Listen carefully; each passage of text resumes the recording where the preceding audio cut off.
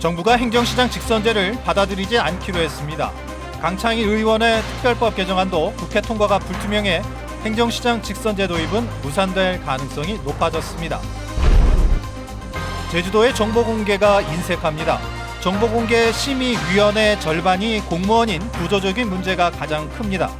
이슈 추적에서 집중 보도합니다. 외국인 불법 체류자들이 유흥업소까지 파고들었습니다. 불법 체류의 약점과 값싼 인건비가 악순환의 고리로 작용하고 있습니다. 제주아트센터가 성악가 강혜명과 함께 오페라 카르멘을 무대에 올립니다. 제주의 문화 역량을 키우는 기회가 되고 있습니다. 시청자 여러분 안녕하십니까? 뉴스데스크 제주입니다. 정부가 제주도의 행정시장 직선제를 받아들이지 않기로 했습니다.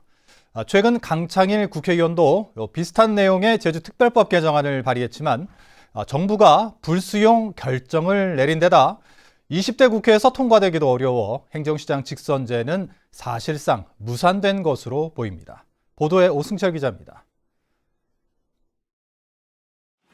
행정시장 직선제에 대한 제도 개선 과제가 국무총리실 산하 제주특별자치도 지원위원회에 제출된 건 지난 6월 초. 지원위원회는 각 부처의 의견을 받아 검토하고 내부 심의를 거쳐 결국 행정시장 직선제를 수용하지 않기로 결정했습니다. 정부가 나서 제주특별법에 반영하지 않겠다는 뜻으로 제주도도 이를 받아들이기로 했습니다. 정부의 결정을 저희들 정부 절차에 따라서 진행해왔는데 정부가 결정이 됐습니다. 결정된 건 일단은 저희들이 존중한다는 입장이고요. 이런 배경에는 주무부처인 행정안전부의 부정적 의견이 결정적이었습니다. 우선 자치분권이란 특별자치도 출범 취지에 반하는 데다 도지사와 행정시장의 사무를 정확히 나누기 어렵고 행정시장 예고제를 적극 활용하면 직선제를 보완할 수 있다는 겁니다.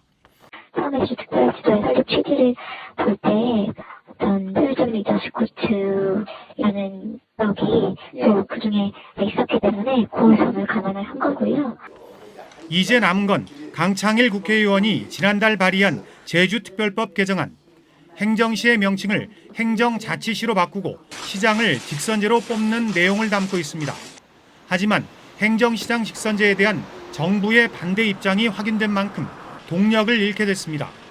여기다 20대 국회가 얼마 남지 않은 데다 조국 장관 사태 등 정국이 꼬여 있어 상임위와 법사위, 본회의까지 통과하는 건 현실적으로 힘들다는 관측이 우세합니다. MBC 뉴스 오승철입니다. 아프리카 돼지열병의 감염 매개체인 야생멧돼지 포획과 관리가 강화됩니다. 서귀포시는 야생동물관리협회와 합동기동반을 편성해 일주일에 2차례 벌이던 야생멧돼지 포획을 5차례로 늘리고 사체를 신고할 경우 최고 100만 원의 보상금을 지급할 계획입니다. 서귀포시는 올 들어 야생멧돼지 97마리를 포획했습니다.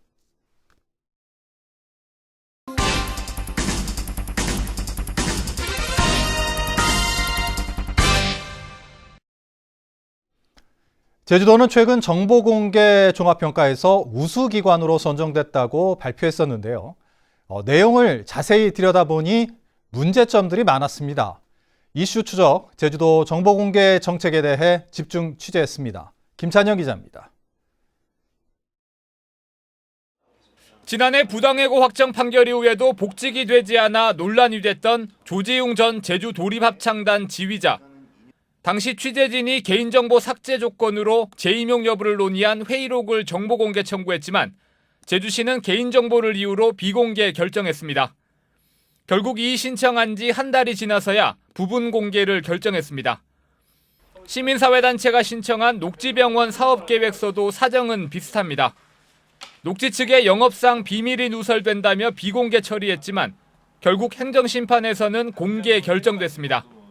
이런 좀 민감한 정보 청구를 하면 대부분 먼저 비공개 결정이 떨어집니다. 그런데 일반인들은 대부분 그 단계에서 뭐 정보공개법에 그렇게 돼 있으니까 어쩔 수 없지 뭐 이런 식으로 해가지고 그 포기를 해버리는 경우들이 많습니다. 최근 5년 동안 시민들이 제주도에 청구한 정보공개 건수는 모두 11,000여 건. 전부 공개한 비율은 81%로 5건 중 1건은 비공개나 일부만 공개됐습니다.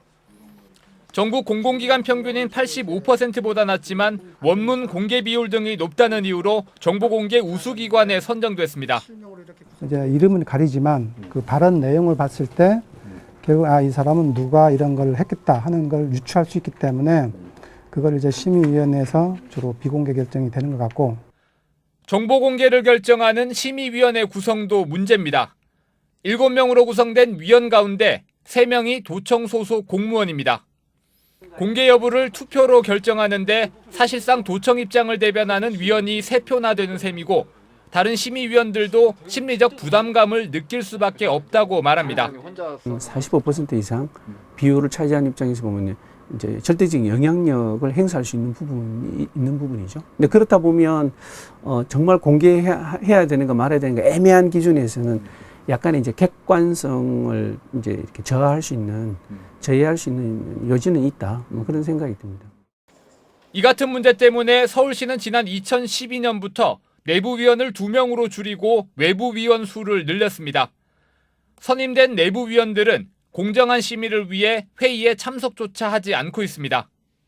내부 위원들은 내부 업무 담당자들의 고충을 이해하기 때문에 아무래도 모든 정보가 최대한 이제 비공개되기를 선호하는 경향이 있습니다. 내부 위원들의 그런 의견이 외부 위원들에게도 영향을 주죠. 정보 공개에 대한 시민들의 요구는 갈수록 커지고 있고 투명한 정책을 위해서도 정보 공개는 반드시 필요합니다.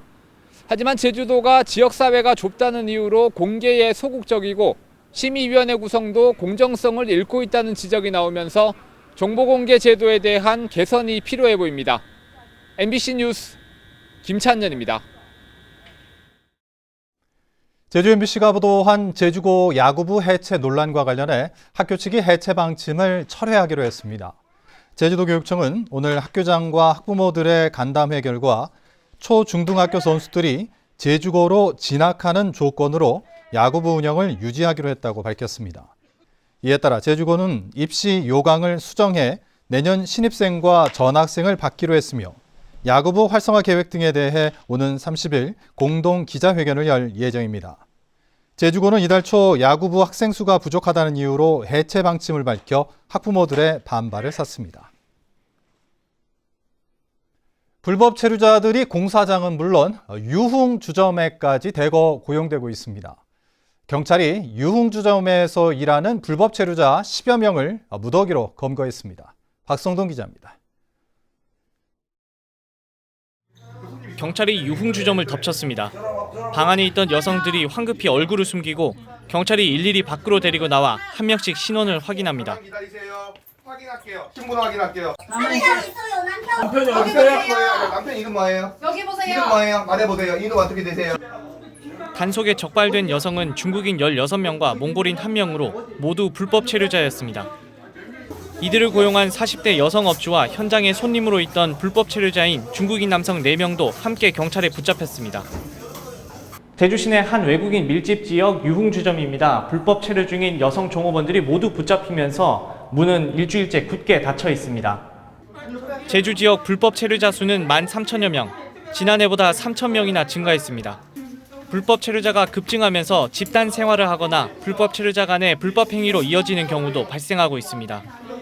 실제 지난달 경찰은 불법 체류자 30명이 집단 거주하는 시설을 급습해 무더기로 검거하고 2016년에는 1억 원이 넘는 중국산 담배가 불법 체류자 사이에서 밀매되기도 했습니다.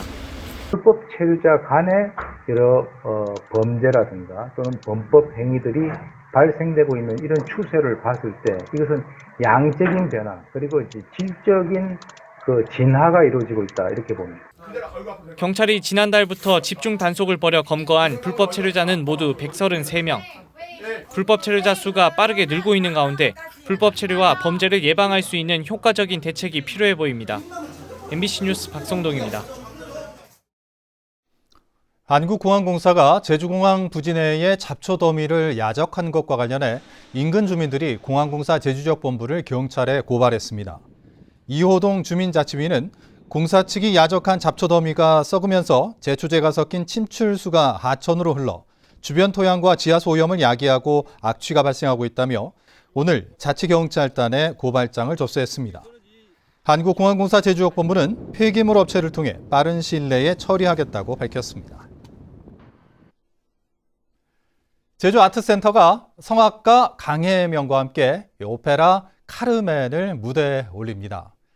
해외 정상급 배우들이 제주 지역 예술가들과 함께 출연해 문화 역량을 키우는 기회가 될 전망입니다. 이소영 기자입니다.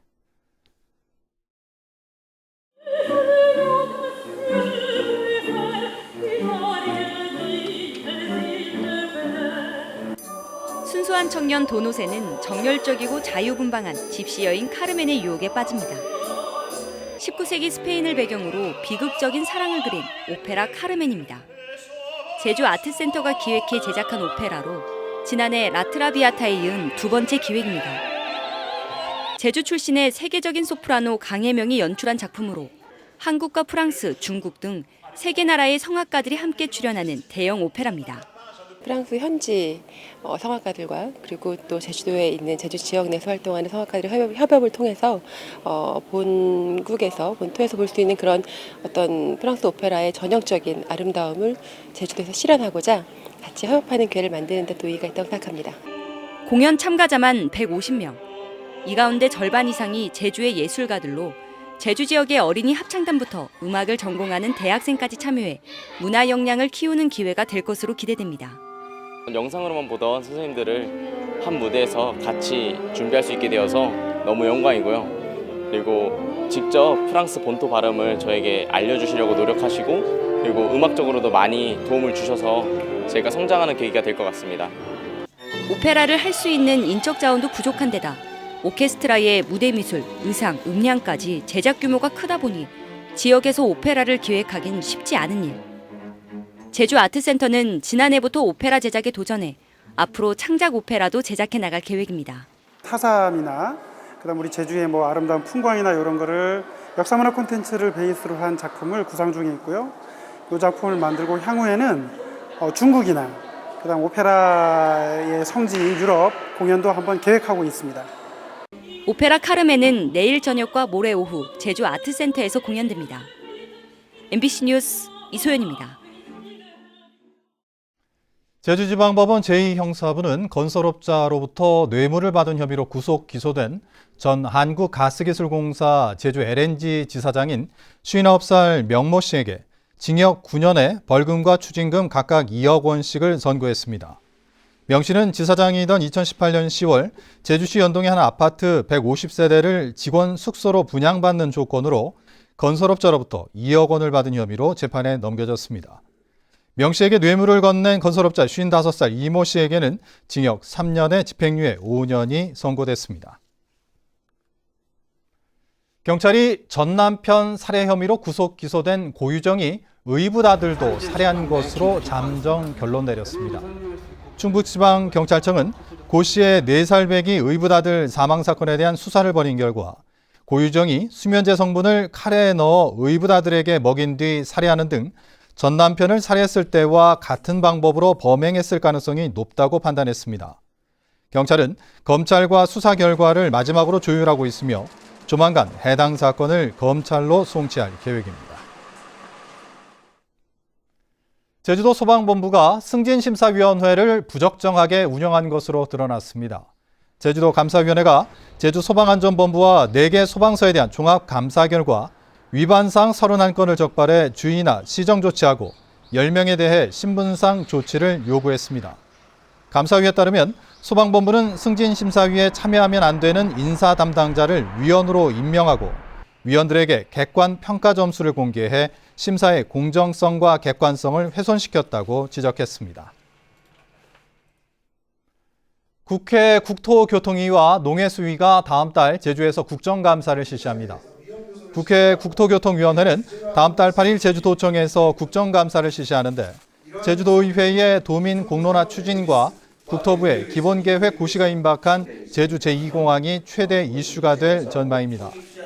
농해수위 국정감사는 10월 15일 실시되는데 국비 지원이 무산된 농산물 해상 운송비와 태풍 피해 대책이 거론될 것으로 예상됩니다. 뉴스데스크 제주를 마칩니다. 시청해주신 여러분 고맙습니다.